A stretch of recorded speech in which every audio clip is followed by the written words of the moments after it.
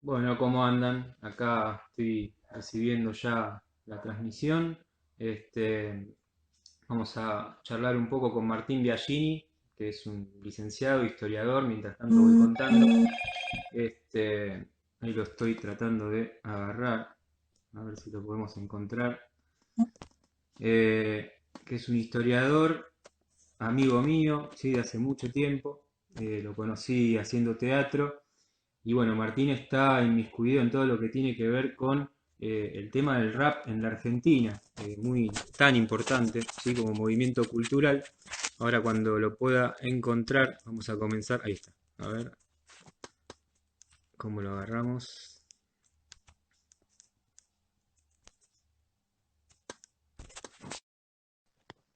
Estamos esperando.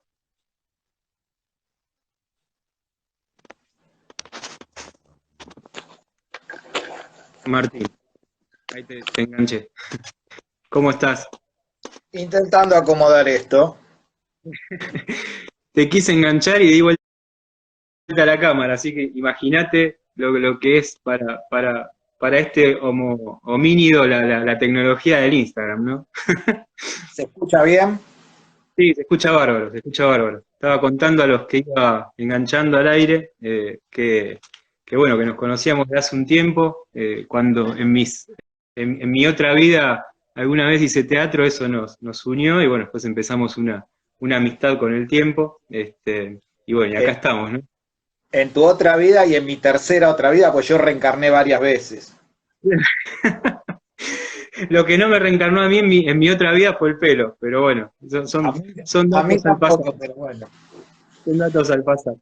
Este, estaba pensando antes bueno, cuando planteaba esto, cómo se me había ocurrido también el hecho de poder charlar con vos online, que tiene que ver con la cantidad de gente que conozco, que de repente se va uniendo de a poco al movimiento cultural que implica el rap, ¿no? Y bueno, en eso que sos harto conocido ya de la materia, y me estaba recordando de una anécdota con Eitan, que hace poco yo estaba escuchando a Ciro y los persas y en el Mastai aparece Woz, ¿no? Ciro estaba tocando un tema emblemático que era el de Pistolas. Y cuando aparece Woz, Eitan me dice, ah, ese es Woz. Y le digo, ¿quién? Y me dice, Woz, ¿cómo no conoces a Woz? Bueno, empezó a relatar quién era Woz, lo cual a mí me significó dos cosas. En principio, conocer algo que para mí era totalmente desconocido hasta ese momento, y por otro lado, rememorar alguna época lejana de mi vida, que es cuando por ahí el rap se empezaba a instalar en los 90, ¿no? Con Yacimel y bueno, una serie de movimientos que hace un rato los estaba repasando porque digo, bueno, a ver cómo era esto. Eh, y bueno, es increíble el cambio que sufrió también en cuanto a lo musical el rap. Y bueno, en el segundo punto me une entonces un tema de rock mezclado con un rapper como puede ser Woz, y bueno, que en definitiva nos terminó uniendo a mí y a Eitan, tan chiquito, en una canción que por ahí en otro momento no se le hubiera ocurrido escuchar. Entonces, eso me generó como un conjunto de cosas, ¿no? Y empezar a entender el rap desde otro lugar. No sé si estás muy de acuerdo con lo que estoy diciendo. Sí, a ver, yo no escuchaba rap. De hecho, nunca escuché tanto rap en mi vida como en los últimos 6 años. Yo no escuchaba rap y es más, en los 90, un amigo en común, Patricio Bordone, que era muy asiduo de la movida, me invitó varias veces, fui una sola vez. O sea, no era mi gusto estético musical. Hoy mi acercamiento al rap, hoy sí me gusta, hoy, o sea, hoy lo escucho realmente, me gusta muchísimo, hay muy buen rap argentino. Eh, Hoy mi acercamiento tuvo que ver con una cuestión más intelectual que otra cosa. A mí, yo venía trabajando, o sea, mi objeto de estudio es el conurbano y más que nada la cultura popular, y veníamos trabajando con un grupo de poetas para un libro que salió en el 2016 que se llamó Alto Guiso, que un libro del cual estoy muy orgulloso, que son poetas de acá de La Matanza, y a mí me tocó hacer la introducción histórica. Y una de las preguntas que me hice era, bueno, ¿cuál es la poesía actual? ¿Sí? Más allá de definir qué es la poesía, pero ¿cuál es la poesía actual? y los pibes de los barrios, cómo se expresan. Y ahí me apareció el rap. Ahí empecé a ver que la movida era el rap de los barrios, más allá del freestyle, la batalla de gallos, etcétera. Había mucha gente componiendo letras, mucha gente contando quién era. YouTube explotaba de canales de raperos. Entonces, bueno, ahí empezó mi interés, como dije recién, más intelectual sobre el rap, y me empecé a meter muy tímidamente en la movida. Y bueno, acá estoy. Es una movida, yo estaba pensando, ¿no? En algún momento había armado una línea de tiempo con respecto al rock, ¿no? Y yo decía, bueno, del 66 que llega el rock nacional, por decirlo de alguna manera, como para enmarcar una semilla cronológica, al 76 le hacía una línea, del 76 al 83 le hacía otra, del 83 al 90 y al 2000, si se quiere, le armaba otra. Entonces, ahí es donde yo por ahí en la línea empezaba a ver que se empezaba a instalar también otra semilla, ¿no? Que era la de estos movimientos, que iban indefectiblemente, ahora que vos decís la parte intelectual, ¿no?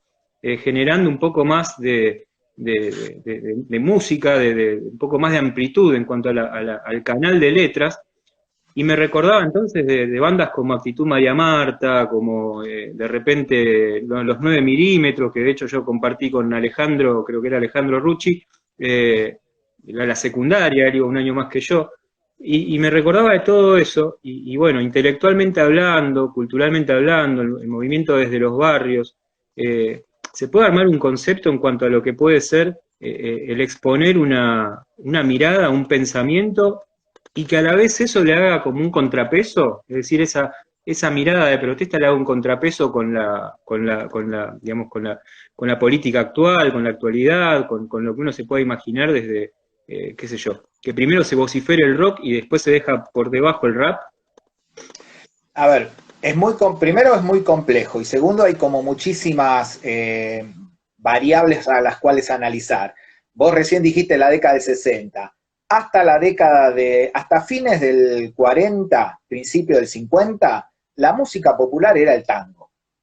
O sea, esto no lo digo yo, lo dicen los historiadores que han estudiado la música argentina. La música popular era el tango. Obviamente acá tenemos que hacer una pequeña aclaración. Lo que pasa en Buenos Aires y en el interior del país no siempre es igual, ¿sí? Esto lo quiero aclarar para que no me salga el Buenos Aires centrismo y decir, bueno, de hecho, en mi libro de rap, por una cuestión comercial, el editor le puso rap de acá, historia del rap en Argentina, y lo primero que hago yo es pedir disculpas por el título. Es la primera hoja, lo único que hago es pedir disculpas porque es mentira, no estoy contando la historia del rap en Argentina, solo voy a contar la de Buenos Aires y alrededores. Entonces, la primera hoja dice aclaración, bueno, ahí vienen mis disculpas. Entonces, estamos en la década del 40, el tango, la RCA Víctor, Talent, todas las editoras de discos acá en Argentina invierten muchísimo en los exponentes tangueros, todo el mundo escucha tango. Ahora, estamos en pleno peronismo. El peronismo obviamente va a ser una revolución en lo que es lo social, lo educativo y lo cultural, ¿sí? El famoso cabecita negra, el famoso migrante del interior que se va a venir acá, capital y al Gran Buenos Aires, va a traer el folclore. Y ahí va a haber un cambio, no solamente en los medios de comunicación, sino también en el mercado. El folclore empieza a ser un producto vendible y se transforma en un producto vendible de cultura popular. Estamos en el año 50 y pico, ¿sí?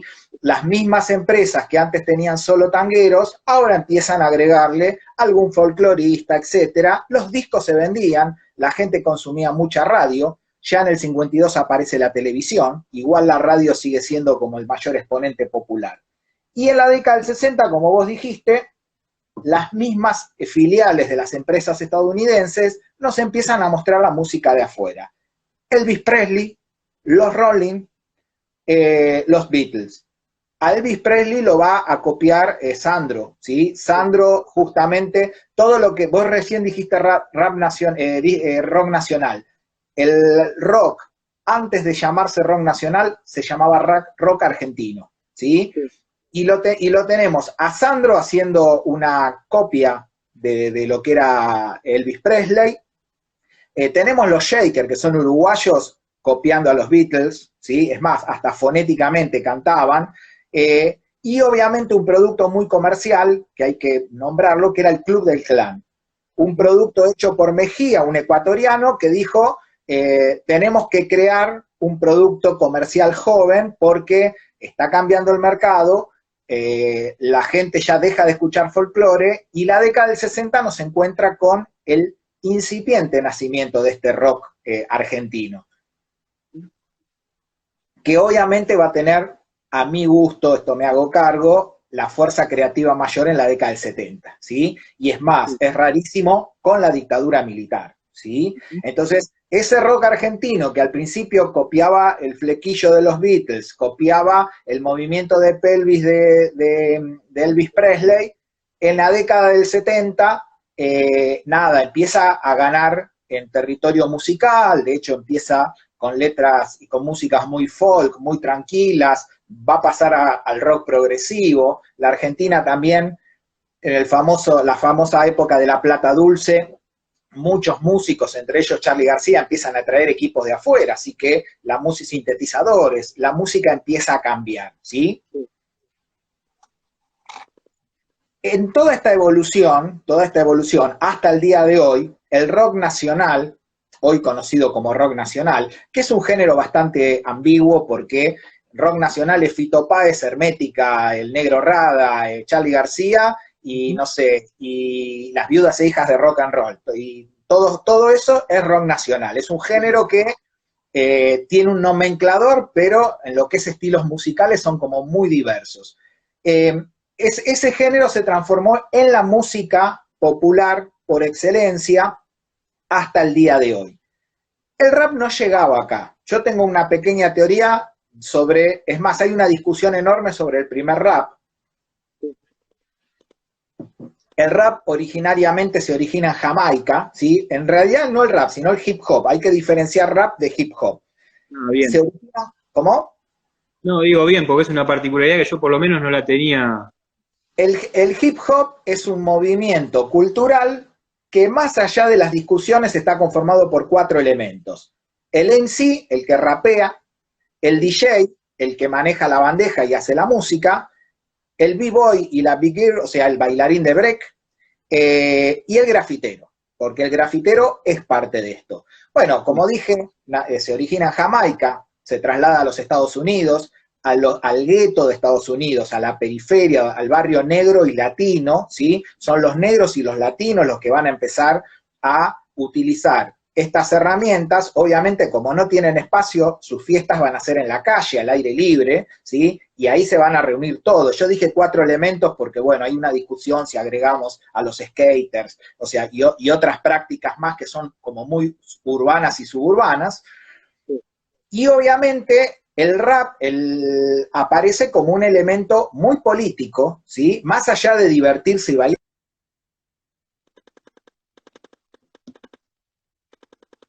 Se ha trabado la conexión, vamos a ver si retomamos. Ahí va. Sí, perdón, pero me llamaron, no sé quién llamó. Bueno, entonces, empieza a ser un elemento muy político donde estos grupos latinos, afroamericanos, etcétera, empiezan a contar su realidad, cómo viven, sus necesidades, sus anhelos. Entonces se transforma en una herramienta muy política.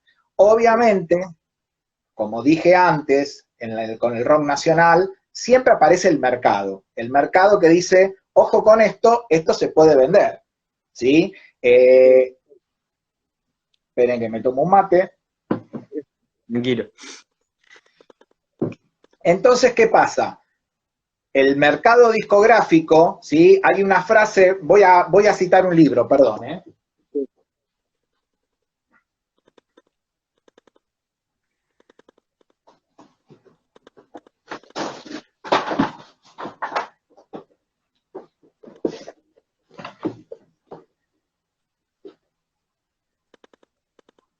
Chuck D, de este libro, ¿sí?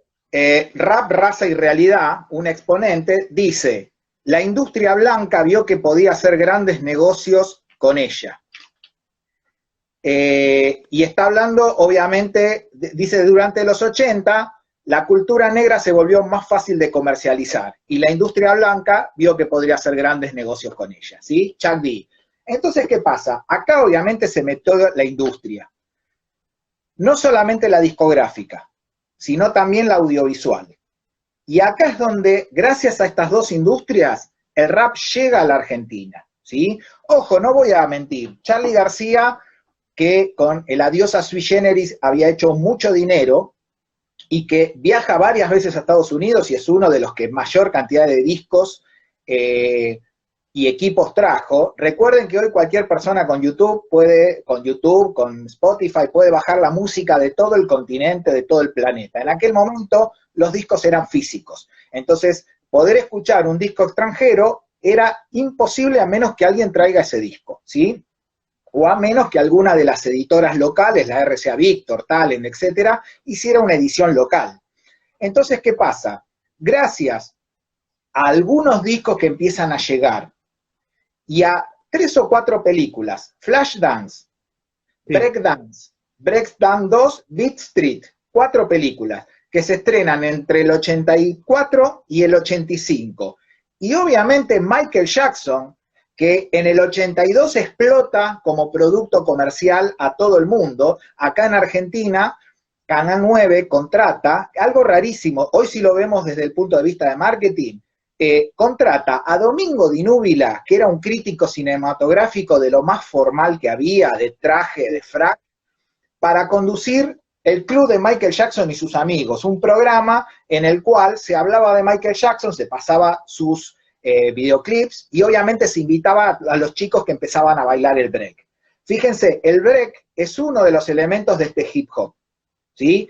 Muchos chicos vieron las películas, había una publicidad de un cigarrillo donde había un breaker bailando también, empezaron a ver estos datos y empezaron a copiarlos, ¿sí? Se da algo parecido a lo que se dio con el rock nacional en el 60. Yo dije, los Shakers copian a los Beatles, Sandro copia a Elvis Presley, bueno, acá se empezó a copiar forma de vestir, ropa ancha, y obviamente empezaron a ver qué había del otro lado, y ahí aparece el rap, porque se dieron cuenta que el break no era solo, que el baile no era solo, y ahí empiezan a aparecer los primeros, ¿sí? Yo no voy a decir quién fue el primero, porque hay como muchas discusiones, pero se empieza a dar que aparece, por ejemplo, un uruguayo que estaba viviendo acá en Argentina, Mario Petruzca, ¿sí? Que no solamente empieza a bailar break, sino que también empieza a conseguir discos. Mario se va a transformar con un par de años más adelante en Yacimel, ¿sí? Mario tiene como nombre artístico Yacimel, de hecho, él graba 2 discos en Brasil y el tercero lo graba acá en Argentina, que es el que lo hace famoso acá, ¿sí? Que también mucha discusión. Mucha gente dice que lo que hacía Yassi era hip house, no era hip hop, ¿sí? Aparece Mike D, que Mike D es un rapper y breaker y DJ de acá de Morón, que es descendiente de afro, es muy parecido a Michael Jackson y empezó a ser su imitador. Entonces, nada, empezó a aparecer en ATC, el viejo Canal 7, empezó a aparecer en programas de televisión, y eso le dio una amplia popularidad para empezar una gran carrera. Aparece la Morón City Breaker, recién nombré a Morón, ¿sí? Que era una unión de breakers que se juntaban en la escuelita y en la plaza de Morón. La escuelita es una escuela de chicos especiales que tiene una entrada, un patio amplio, y era un lugar muy bueno para ir a bailar. Entonces, cuando la escuela estaba cerrada, esta gente iba a bailar ahí. Aparece la Caballito, la Caballito Crew en Parque Rivadavia con DJ Hollywood y toda su troupe, que obviamente hacía lo mismo, y obviamente el centro. Por ejemplo, Mario Yacimel se iba a la 9 de julio, a las peatonales, y bailaban adelante de la gente y pedían una moneda, pasaban la gorra para poder pagar las pilas del equipo de música, porque el equipo de música había que ponerle pilas, y tomar alguna coca o algo. Mientras pasaba esto, mientras estos chicos empezaban a dar los primeros pasos, chicos que hoy tienen 50 años, pero que en ese momento daban esos primeros pasos, estamos hablando de 82, 83, 84, 85. El ambiente de la música comercial era Charly García, Spinetta, Fito, ¿sí? El rock nacional ya legitimado, ya había productoras atrás, mucha plata, etcétera. Pero había un ambiente under de la música, ¿sí? Ahí, mientras tomás el mate, el peso de las radios se me hace que caía sobre justamente ese movimiento en lo que vos enmarcabas todo era rock nacional. Las radios le otorgaban el 95% casi, diría yo, las FMs a todo eso. Entonces quedaba el movimiento muy en la balanza como con poco peso, me imagino. Sí, a ver, hay una cuestión que hay que analizar, que no da para esta charla porque da para otra mucho más larga, es la construcción del gusto. Hay un libro de Bourdieu que se llama La construcción social del gusto. Nosotros, ¿escuchamos realmente lo que nos gusta? Y ojo con eso, porque por ejemplo, yo recién te dije, en el 70 conseguir un disco era una locura. De hecho, acá Argentina abrió las puertas a la música extranjera con Carlos Saúl I, un emperador que tuvo la Argentina durante la década de los 90, que aparece Musimundo con la importación de discos, el famoso Tower Record que venía todo directo de afuera, y hoy todo esto previo a la internet. Y nada, uno iba a Tower Record, a cualquiera de las dos sucursales, la de Junín y Santa Fe o la de Cabildo, nada, era todo importado, tenías el mundo ahí. Ahora, hoy en Argentina, cualquiera persona con un celular y un poquito de acceso, tiene acceso al cine de todo el mundo, iraní, de Bangladesh, coreano, a la música de todo el mundo, y sin embargo no escuchamos música de todo el mundo. Entonces, claro, no es solo el acceso, porque si no estaríamos todos viendo cine iraní, que es muy buen cine. No es solo el acceso, porque antes se creía que el acceso condicionaba el gusto. No es solo el acceso. Hoy podemos escuchar, por ejemplo, no sé, Nollywood, el cine de Nigeria, es buenísimo. Las películas nigerianas son buenísimas, no las miramos, no está dentro de nuestro consumo. Entonces, el mercado tiene mucho que ver en eso, y una imposición hegemónica que te dice, bueno, esto es lo que se escucha, esto no se escucha, ¿sí? Más allá de gustos particulares y personales. Pero volviendo entonces para atrás, en este ambiente under, donde había música punk, hard, y que obviamente no era Charly García, no era Fito Páez, muchas de estas bandas empiezan a recibir discos, y empiezan a recibir discos de rap, y escuchan y dicen, wow, ¿y esto qué es? Y aparecen dos bandas muy particulares, una es Club Nocturno, ¿sí?, que hacían una versión de rap argentino muy parecido a los Beastie Boys, y la otra es Los Adolfos Rap, que Los Adolfos va a durar un poco más, que se las considera las dos primeras bandas de rap argentino, ¿sí? Entonces, hay como dos nacimientos. Por un lado el hip hop y el break, ¿sí? Bailarines que empezaron a copiar pasos de baile y después dijeron, bueno, también se rapea. Y por el otro lado, estas dos bandas que después obviamente se van a sumar de Cropófagos Rap, acá en Ramos Mejía. De hecho, La Matanza tiene como una importancia suprema en el nacimiento del rap, más allá de que no nació acá, pero digamos, recién nombré Morón, pero La Matanza hay como muchos referentes que vivían acá en La Matanza. De hecho, el boliche Tatín, que queda acá unas cuadras de donde yo vivo, en los 90 fue como un lugar muy importante, entre otras cosas porque ahí nace el Sindicato Argentino del Hip Hop, que en el 2001 va a ganar el Grammy, mejor banda de hip hop latino en Estados Unidos. No sabía la historia de Tatín, o sea, ahí en Madero. Ahí nace entonces eso que vos relatabas recién. Es algo que increíblemente uno no lo pierde de vista también en lo que es el barrio, ¿no?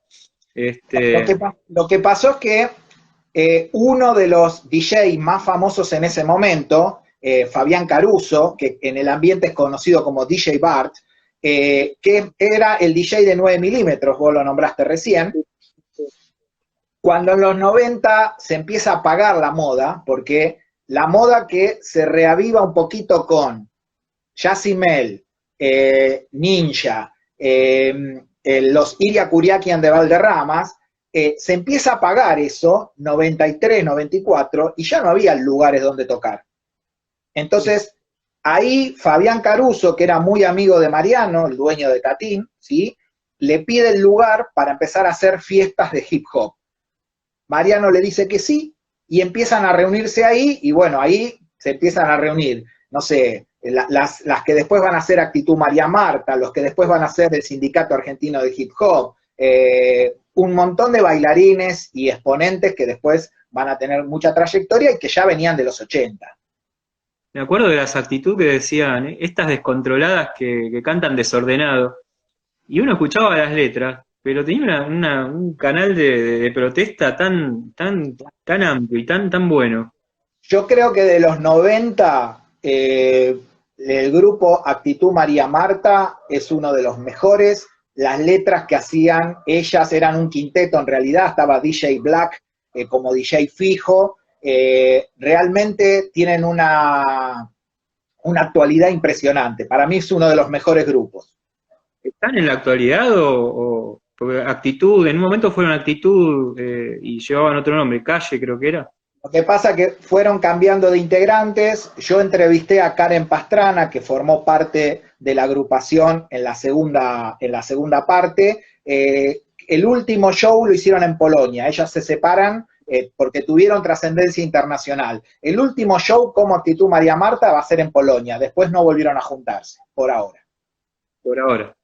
Pero bueno, yo lo que rescataba era también eso, ¿no? Porque en definitiva tenían justamente esa fuerza que qué sé yo, uno cuando lo escuchaba, inevitablemente te quedabas tratando de oír la letra, porque te iba llevando por distintos laberintos bueno, hasta ese momento, lo que yo notaba, que es lo que le trataba de explicar a Eitan, porque Eitan me decía que estaba un poco, no desorientado, pero como que esperaba que Woz hubiera ganado la final, ¿no? Que perdió el año pasado, con mucha polémica por lo que yo estuve después leyendo.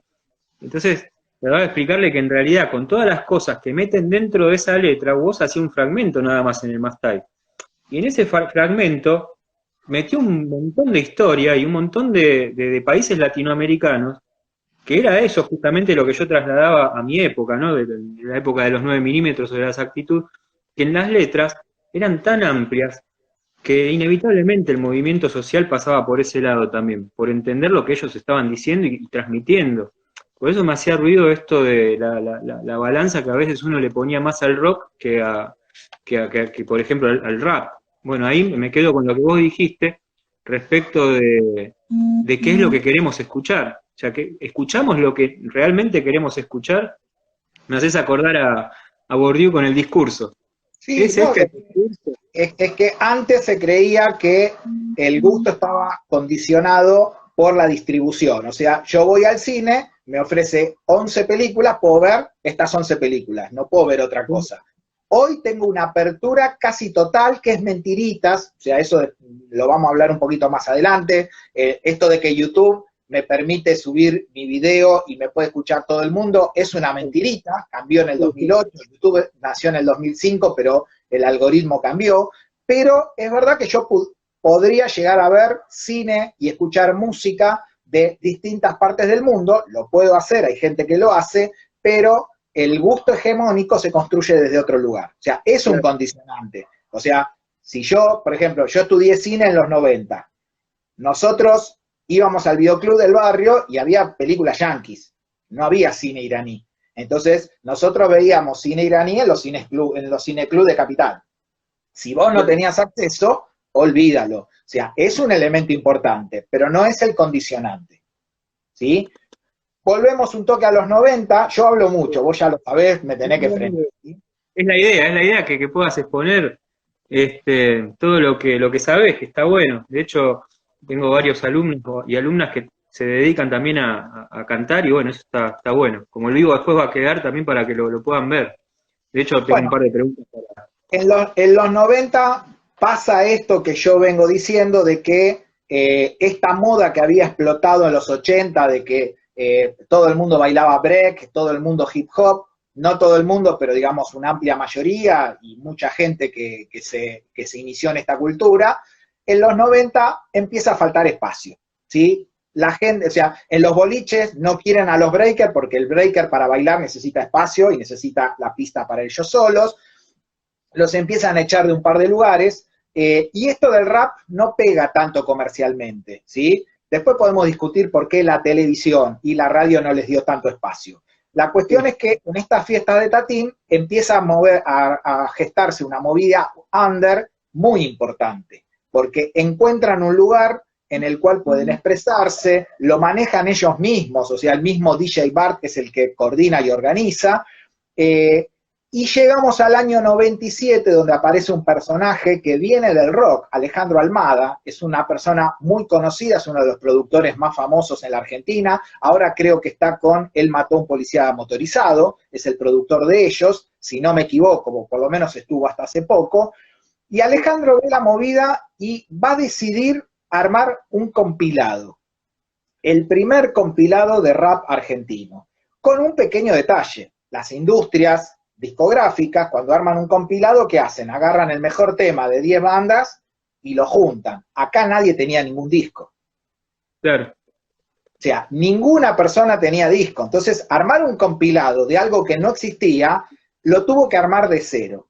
Y ahí lo que empezó a hacer él es recorrer toda la movida under, seleccionar bandas, y armó un disco que salió en 1997, que se llamó Nación Hip Hop, que estaba Actitud María Marta, Sindicato Argentino del Hip Hop, En Contra del Hombre, Bola 8, Mike D, el que había nombrado, y un montón de otras bandas, una de Rosario, otra de Mendoza, que digamos que empezaban a posicionarse dentro de la escena. Y gracias al proyecto Nación Hip Hop aparece Cemento, Dr. Jekyll, un montón de lugares se empieza a abrir, y obviamente esta gente empezó a grabar. Comercialmente el disco no fue una gran suerte, ojo con eso, pero abrió las puertas para que muchas de estas bandas empezaran a estar, por lo menos en los Musimundo y en el Tower Records. Al año siguiente Almada decide con su propio dinero producir Nación Hip Hop 2, ya sin un apoyo de una editora, que no va a tener tanta suerte comercial. Mientras está pasando todo esto, aparece un personaje que lo quiero nombrar, que se llama Juan Data. Juan Data es un personaje muy importante a mi entender, y es el que hizo el prólogo de mi libro, cosa que estoy recontra orgulloso y agradecido, porque él hacía un fanzine. En aquel momento era muy común el fanzine, no existía internet, los blogs, las redes sociales. Él hacía un fanzine y los fanzines se repartían justamente en el ambiente under, en los recitales under, en la galería Bond Street, en estos lugares donde rozaba lo under y lo urbano. Y él empieza a seguir a estos raperos, empieza a seguir a estos grupos, y empieza muy lentamente a hacer algunas notas. Bueno, ese fue el inicio. Él se transformó en el cronista número 1 de toda esta movida, porque empezó a ir a los recitales, empezó a entrevistarlos, a sacarles fotos, y bueno, se transformó en un experto. O sea, es el tipo que a mi gusto, porque hay discusiones, pero a mi gusto, es uno de los que más sabe de rap argentino, por lo menos en la década del 90. Él hoy está viviendo en Oakland, en California, trabaja justamente en el ambiente de la música, pero bueno, hizo su vida allá. Pero Juan Data, para mí, es una de las personas que más saben de esa etapa del rock, del rap nacional. Entonces, mientras está pasando esto, de este Nación Hip Hop, hay una banda que se va a destacar, que va a ser Sindicato Argentino de Hip Hop, ¿sí? Derek, Fabri, Hueso, Smoller, Frot, El Cubano, ¿sí? Un grupo conformado por gente de La Matanza y de Morón, Miti Miti, ¿sí? ¿Es el brasilero? ¿Cómo? ¿Derek es el brasilero? No, Derek es... Derek y Fabri son hermanos, son descendientes de árabe y son de acá de La Matanza, ¿no? Y van a ser ellos los que van a dar un paso adelante, van a firmar con una multinacional y van a empezar a tener trascendencia internacional, ¿sí? Tanto que es la única banda argentina que gana el Grammy. Con un Bien. pequeño detalle. Tenían pactada, tenía la Academia de Música estadounidense tenía pactado entregarles el premio el 11 de septiembre del 2001. Justo con lo de las Torres Gemelas se suspende, nunca le entregan el premio, ¿sí? Sí, Esto es un elemento importante porque la entrega de premio uno dice, bueno, pero se lo entregaron en una oficina aparte, sí, está bien, pero la exposición mediática internacional es lo que garpa a la hora de lo comercial. claro. En ese caso, ellos no tienen la entrega de premio en la tele como corresponde, y encima, mientras se caían las Torres Gemelas en Estados Unidos, acá lo teníamos a De la Ruda, ¿sí? Claro. Que obviamente el país queda totalmente destruido y la empresa, la filial argentina, se queda sin guita. ¿Se entiende? Fíjense cómo el contexto internacional incide siempre en lo local. Y ahí el sindicato empieza muy de a poquito a ir disgregándose y bueno, después por problemas internos se van a separar. Uno de ellos, Smoller, hoy está con un proyecto que se llama Argentina Tango Rap, a mi gusto muy bueno, donde fusionan tango, trap y rap.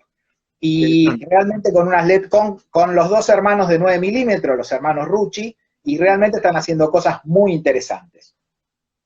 Y te iba a En ese preguntar, contexto, sí, perdón. continúa que no te quería cortar. En ese contexto, paralelo a toda esta movida, ¿sí? Y yo me estoy hablando solo de rap. El resto de los elementos, graffiti, DJ y breakers, nada, están a full. Yo me dediqué a explicar el rap solamente. Aparece Mustafa Yoda, ¿sí? También de zona oeste del Gran Buenos Aires, que va a empezar a armar todo un proyecto. Hasta el día de hoy Mustafa sigue haciendo rap, y una casa editora, ¿sí? Sudamétrica, que van a empezar a hacer un rap diferente, rupturista a lo que se venía haciendo anteriormente, ¿sí? Estamos hablando de principio del siglo XXI. Y mientras pasa esto, empiezan a aparecer raperos muy tímidamente en distintos barrios.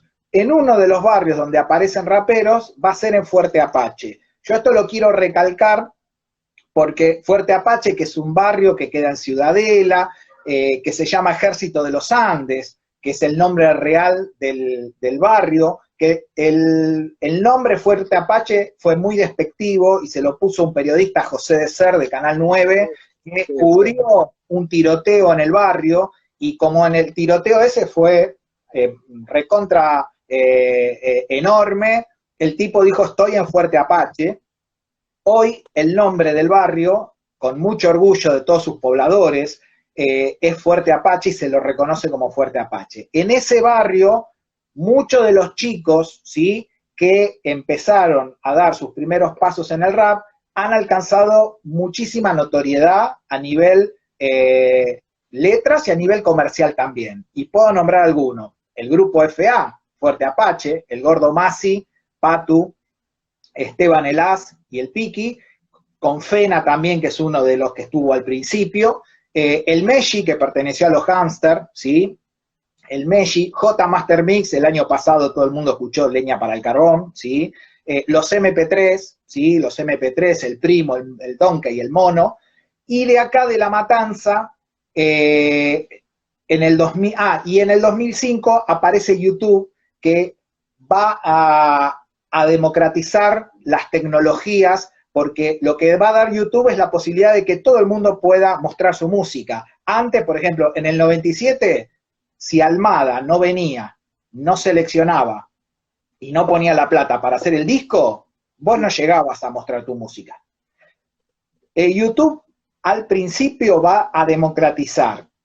Hay un caso muy particular, un pibe de acá de Puerta de Hierro, Lucas de Puerta de Hierro, se hacía llamar así, que empieza a rapear contando. Puerta de Hierro, para el que no conoce, es una villita que queda acá en La Matanza, entre Casanova y Ciudad Evita, y este pibe, Lucas de Puerta, empieza a contar y a subir en YouTube, grabado con su celular, los rap de su barrio. Bueno, el pibe logró conseguir miles, millones de seguidores, y hoy es Philly Way, que es uno de los raperos más conocidos.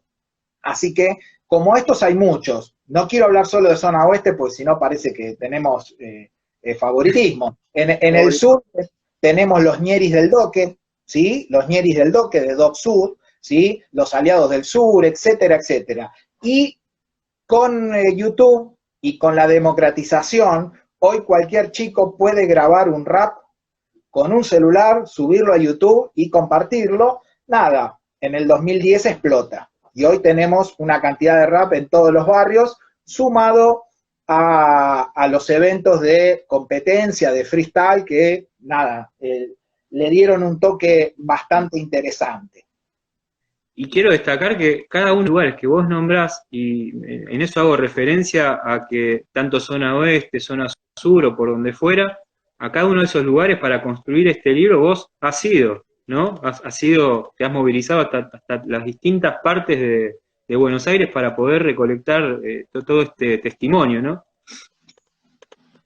Mira, Este, yo quiero hacer una aclaración. El libro no es un libro, son 4 libros.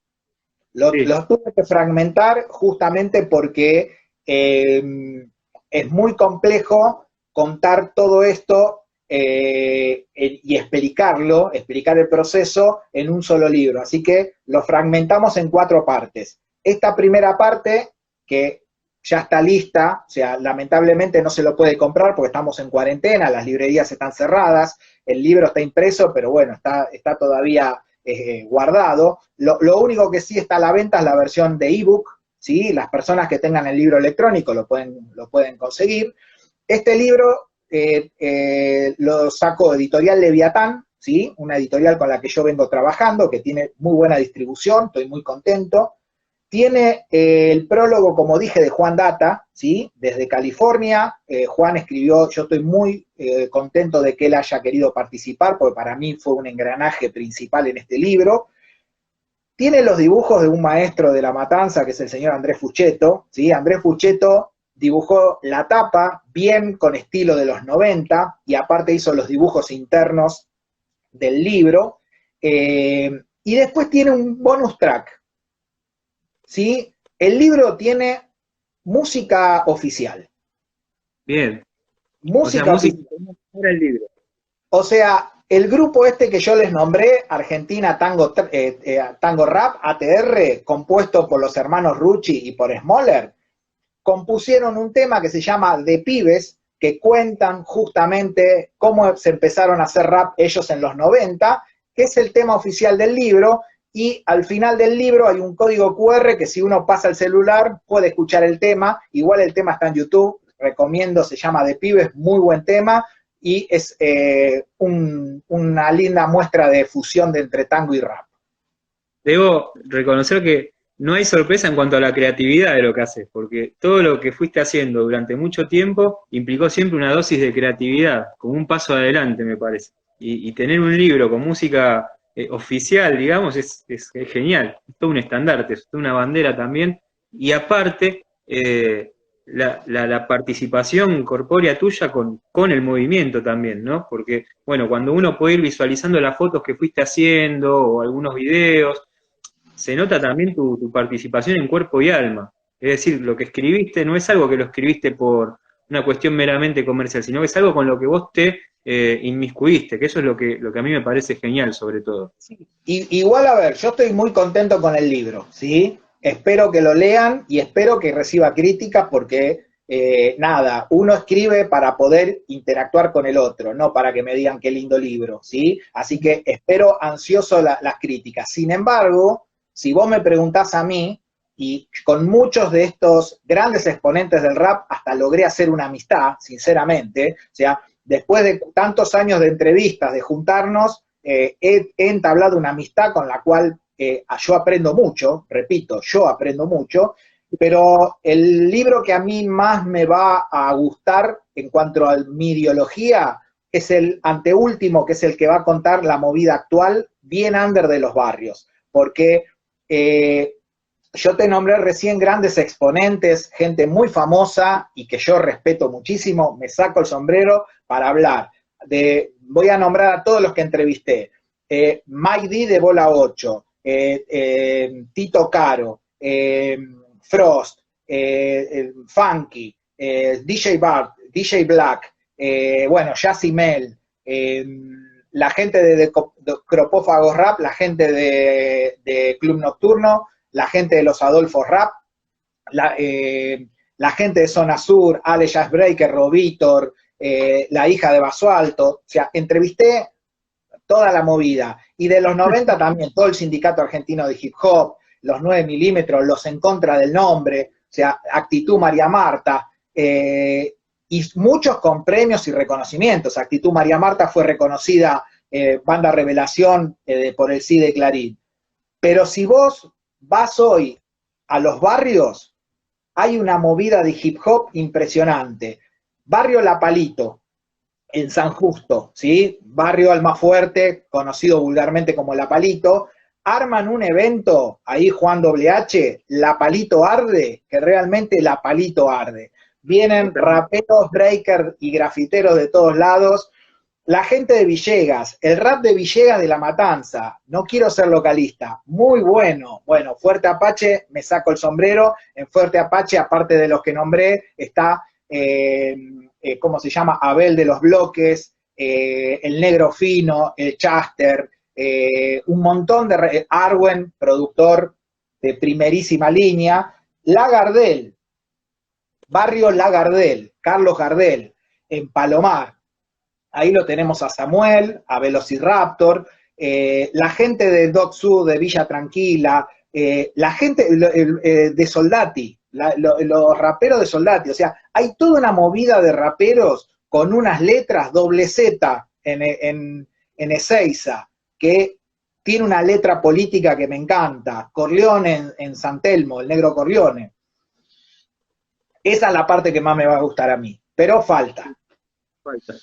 Ahora, lo que yo también quiero destacar es la pasión a la hora de escucharte cuando lo contás, pero no solamente acá en el vivo, sino cuando uno te escucha, nos tomemos algo en algún bar o lo que fuera, y vos contás lo que estás haciendo con el libro y con todo lo que fuiste construyendo. La pasión, ahí también está lo importante, ¿no? La pasión de poder llevar adelante, no solamente en una cuestión que se quede en un libro, sino la pasión en cuanto a la presentación del mismo, ¿no? Y en eso yo rescato también que si en algún momento dije, me voy a ser profesor de historia, fue también porque me fuiste metiendo en la cabeza que de alguna manera tenía que hacer algo más, ¿no? Que es algo que yo siempre rescato para los pibes. Y a veces cuando te escucho hablar, digo, bueno, con esa pasión es con la que uno trata de trasladar también un poco lo que es, educativamente hablando, un contexto, una clase. Por eso también surge esto de tratar de exponerlo en vivo, para que esa pasión que vos tenés por este movimiento sea trasladada también para el resto de la gente que escuche y que después lea el libro, que eso me parece sumamente importante.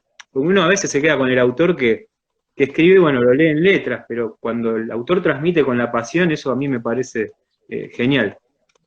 Sí, a ver, cada uno tiene sus mambos, vos a mí me conocés, yo cuando hago algo pongo el cuerpo, o sea lo pongo en serio, y muchas veces hasta me ha jugado malas pasadas poner el cuerpo a fondo, pero no conozco otra forma. Igualmente, a ver, el libro se va a vender, dentro de un par de años se va a largar gratis en internet.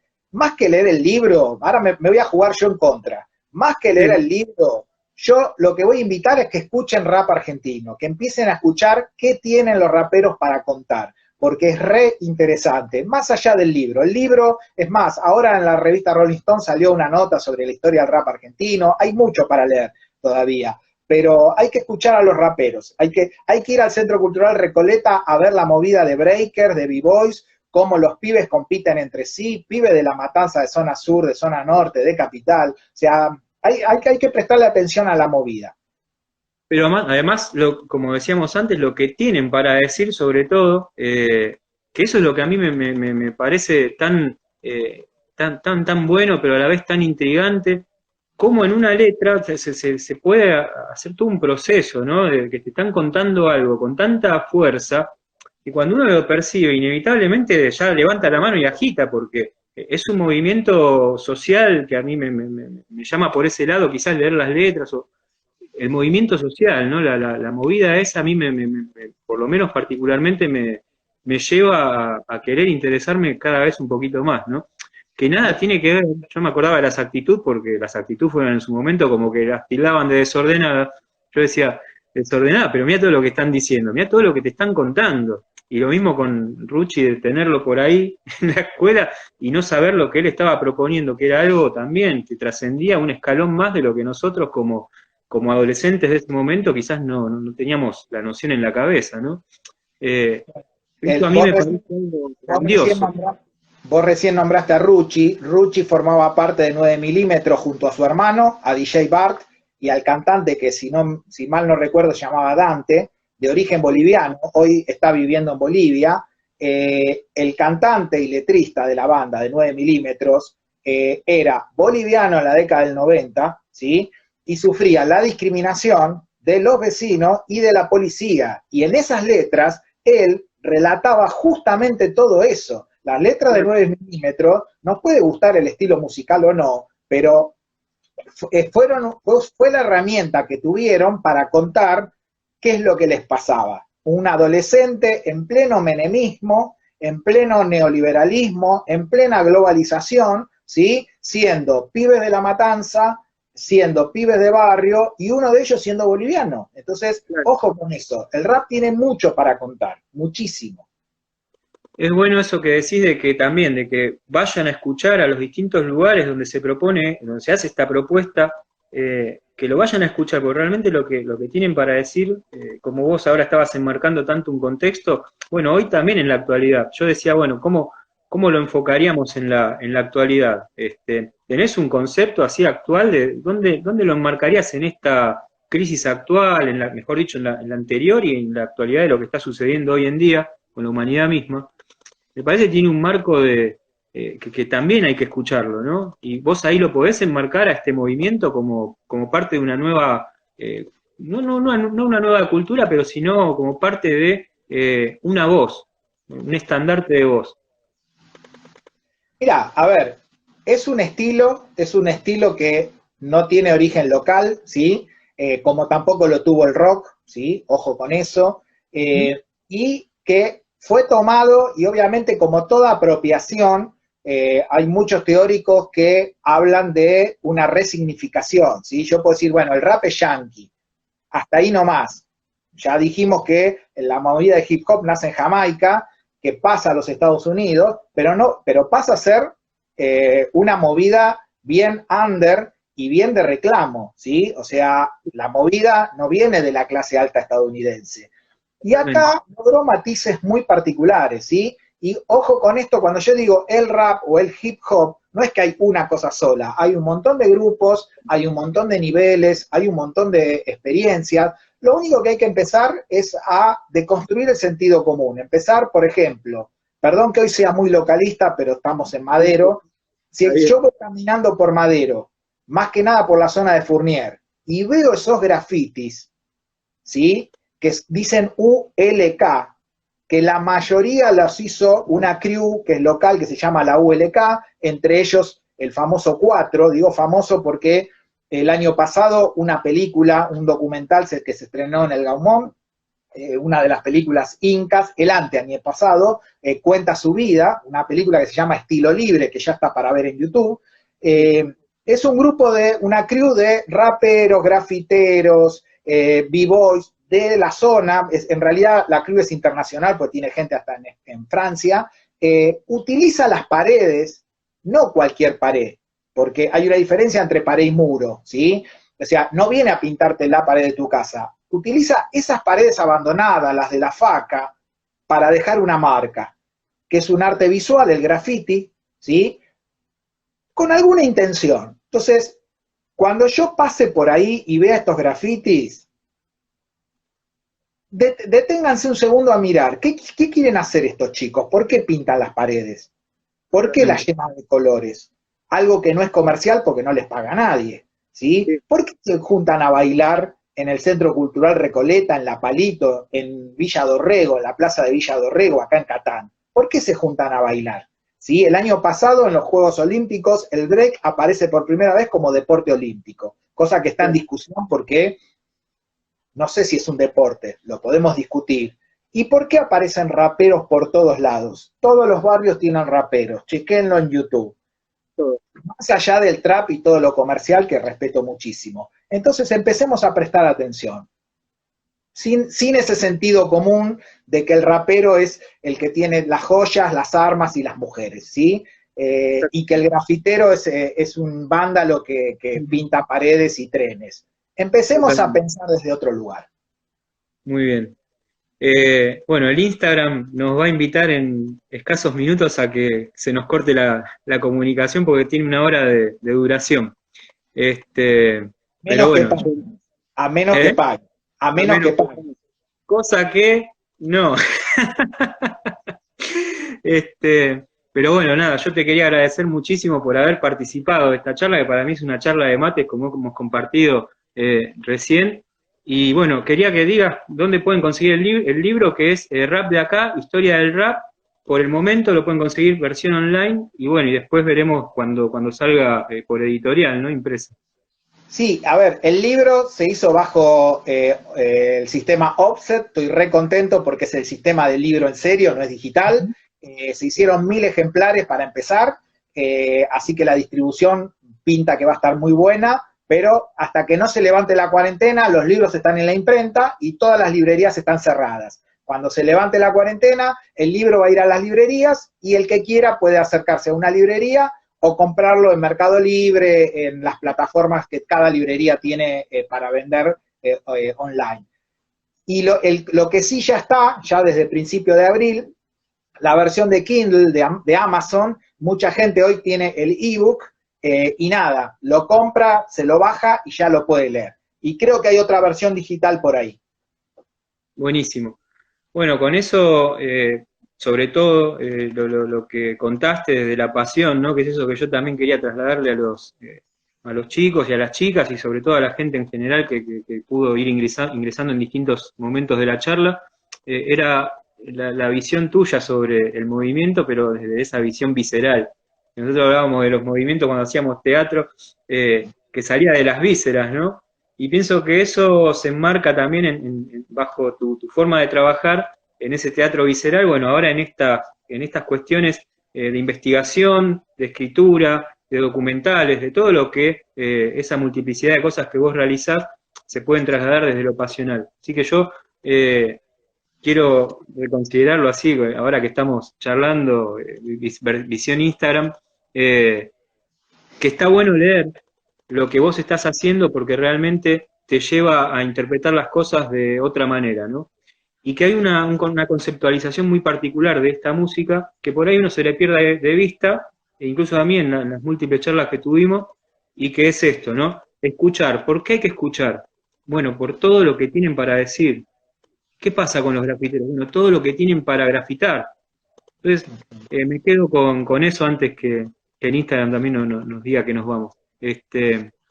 Pero más Eh, que nada el agradecimiento porque son el, años agra el agradecido soy yo y bueno, en toda la charla que duró una hora, pido disculpas, quise nombrar a todos los que quise nombrar y seguro me olvidé de muchísimos, así que como siempre pido disculpas, yo soy un agradecido del ambiente del hip hop, estoy aprendiendo un montón, quedan ahora vivos, soy un fanático, así que nada, yo el más contento de todos.